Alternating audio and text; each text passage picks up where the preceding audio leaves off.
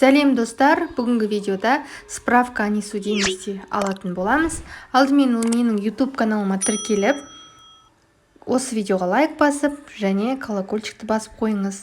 Тағы да осы сияқты егофтан, ИП-дан көптеген пайдалы ақпараттарды салып отырамын.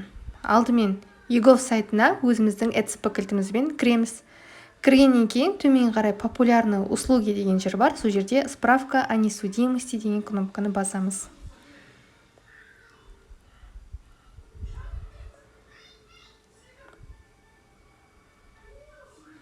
Заказать услугу онлайн деп басамыз.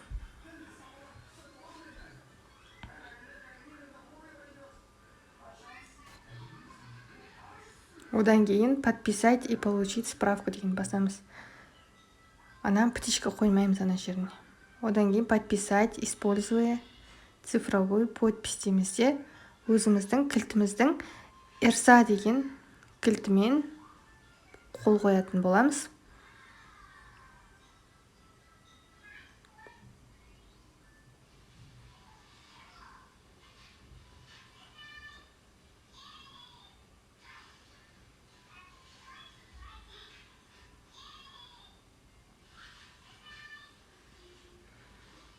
Бұл справка негізінде 5 күннен 10 күн аралығында дайын болады, тез дайын болмайды. Осылай астынан шығып тұрады.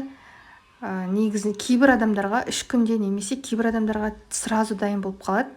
Сондықтан бұл справканы алар бұрын ертерек заявка берген дұрыс. Кейбір адамдарға 10 күн бойы жүріп алады просто. Каналыма тіркеліңіз, осы сияқты пайдалы ақпараттармен бөлісіп отыратын боламын.